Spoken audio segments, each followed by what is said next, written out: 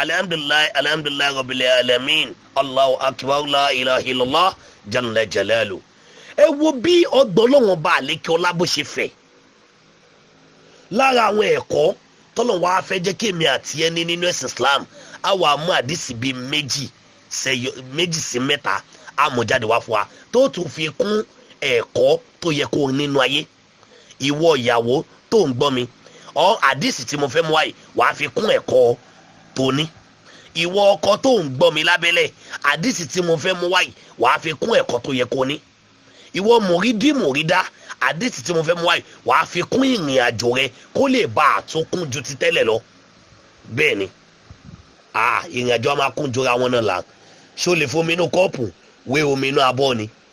Omi inú abọ́ ṣé o lè fi wé omi inú báàfù ńlá ni? Omi inú báàfù ńlá ṣé o lè fi wé omi inú dúrọ́ọ̀mù ni? Omi inú dúrọ́ọ̀mù ṣé o lè fi wé omi inú kànga ni? Kò jọra wọn. Ó ṣe máa fi aṣọ tẹ́rù wé aṣọ léèsì, ó ṣe máa fi gíní, ó ṣe máa fi wé àǹkárá tí ó jọra wọn ni? Kò jọra wọn. Bẹ́ẹ̀ náà làwọn ìmọ̀ àtòyè yìí náà ṣe rí inú ilé Ọlọ́run.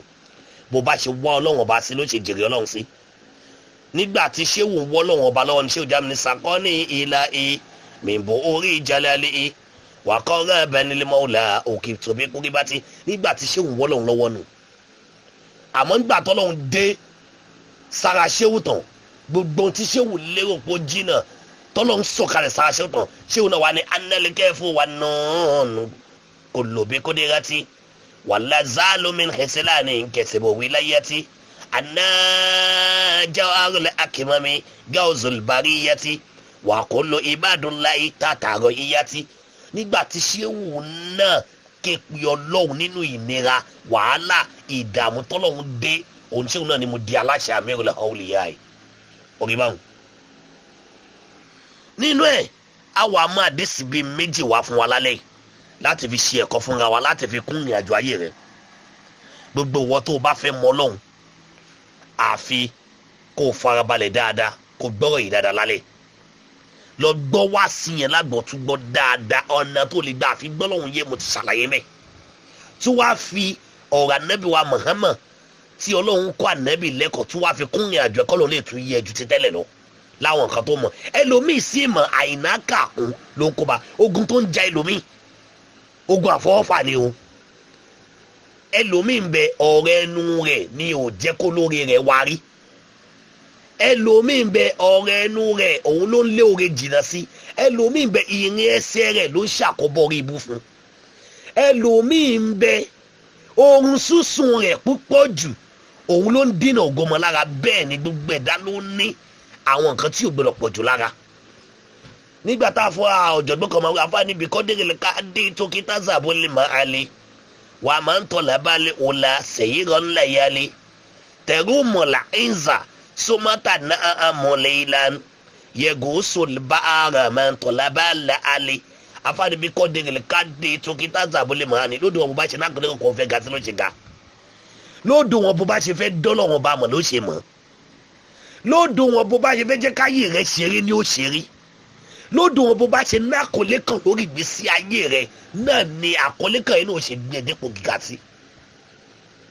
wà á máa ń tọ́ làbálẹ̀ òla sẹ̀yìnrán ńlá yálé gbogbo ẹni tó bá fẹ́ ní àṣeyọrí láyé, ìmọ̀ lóbìnrin ni, ìmọ̀ lọ́kùnrin ni, ìmọ̀ láàfáà ni, ìmọ̀ ní mùrídá ni, ìmọ̀ lálásàlátù ni, gbogbo ẹ̀dákẹ́dá tó ń bẹ lábẹ́ àṣẹ Ọlọ́run tó bá fẹ́ ní àṣeyọrí láyé sẹ̀yìnrán ńlá yálé àfikún yan oorun lódì. Ó gbọ́dọ̀ rí pòun jí lóru ṣàdúrà. Mùrídá mélòó ló ń lórúkọ Ọlọ́run tí ń pè lóru. Ọ̀rọ̀ ya. Ìyàwó ilé mélòó ló ń jí lóru bí Ọlọ́run fọ́kọ rẹ̀ àfi kọ́kọ́ rẹ̀ ṣe kó di sínú kan tó fún lépè. Òun dájọ́ pamọ́ fọmọ rẹ ni máa dá níṣó. Alájọ ń bọ̀ wá kájọ fún ẹ. Ọkọ náà ìwọ baálé ilé tó pera rẹ lólórí ilé mélòó ni ìwọ gan fún rẹ ń jí lóru. Tó bá lọ bí iṣẹ́ látàárọ̀ dalẹ́ ṣé wọ́n ń náwà ló fẹ́ ní ẹ lára gbogbo iṣẹ́ tó ní o ṣe látàárọ̀ dalẹ́ ó fi sìn yẹn kára rẹ ló fi sìn ó kún kò yọ tọ́lọ́hún kó ṣe 1 hour 30 minutes 2 hours ìwọ fún rẹ gbọ́dọ̀ lè create àyè yẹn láti lè máa fi sìn Ọlọ́run tó bá ráyè lóru láti sìn Ọlọ́run lọ́sàn kò sígbà tó yóò lè képe Ọlọ́run. Ẹ̀rí báwọn ẹ jẹ́ kí gbogbo wa ṣeré padà wálé, ẹ jẹ́ kí gbogbo wa mọ ibi tá a lọ. Ànábì wa Muhammad siratal mustaqim sallallahu alayhi wa sallam kókó ló mọ̀nà anabi ní inna likulli dini khuliqan anabi ní ẹ̀sìn islam tó ń jẹ́ mùsùlùmí lọ́kùnrin muslimat lóbìnrin fatayi abdulfatayi muhammadu yusuf tó ń jẹ́ rukoya balkis gbogbo àwọn orúkọ yẹn tó ń jẹ́ yẹn lábẹ́ islam yẹn anabi ní inna likulli dini khuliqan anabi ní gbogbo ẹ̀sìn pátá ló níwà tiẹ̀ kristẹni níwà tiwọn ó ṣe máa fi wá kristẹni jọ ti mùsùlùmí mùsùlùmí níwà tiẹ̀ ó ṣe máa fi wá mùsùlùmí jọ ti kristẹni bẹ́ẹ̀ náà sì ni àwọn àbáláyé tẹ̀ ń pè ní babaláwo àwọn náà níwà tiwọn gbogbo ìjọ kọ̀ọ̀kan káwá kò lórí ẹ̀sìn ó wá kò nọ́sífàtì ni kọ̀ríbù ni tìjàníyà ni kọ̀dẹ̀ríyà ni ìkìlásíyà ni gbogbo wọn náà lọ ní ìwà tiwọn ìjọ náà gbogbo ohun tẹ bá ti pera yín jọ tẹni pé níjọ gbogbo ìjọ kọ̀ọ̀kan ló níwà tẹ̀ ìwà ìjọ eléyìí kò jọ tẹ́lẹ̀ ìwà ìjọ eléyìí kò jọ tẹ́lẹ̀ ìwà ìjọ tẹ́lẹ̀ kò jọ tẹ́lẹ̀ rárá orí báwọn òun ló fi jásí pé àwọn ètò yóò ń ṣe ètò tí èkó ń dọ́là dọ̀dánù ìwọ náà wá àwọn èèyàn tó fẹ́ jó ṣàǹfààní fún invite wọn wá sínú yàrá yìí káwọn náà máa gbọ́ lecture tó bá ń gbọ́rù nǹkan báyìí kó tó sùn lálẹ́ òun gbọ́ lẹ́ni òun gbọ́ lọ́la ìgbésí ayé tiẹ̀ náà rọrùn lànàbì fi ní inna likulli dini khuliqan ànàbì ní gbogbo ìjọ pátá ló níwà tiẹ̀ gbogbo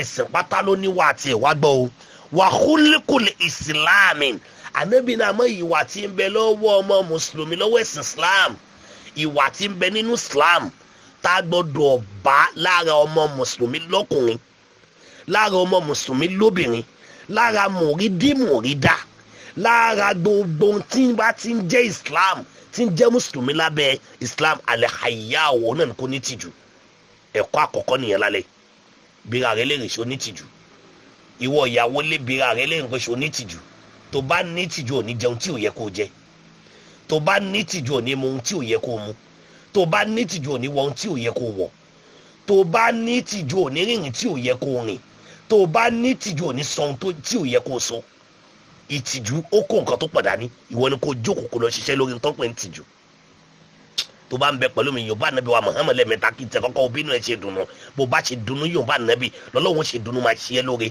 ìrandíran rẹ yóò rí bẹ́ẹ̀ fi mi àti ẹ̀.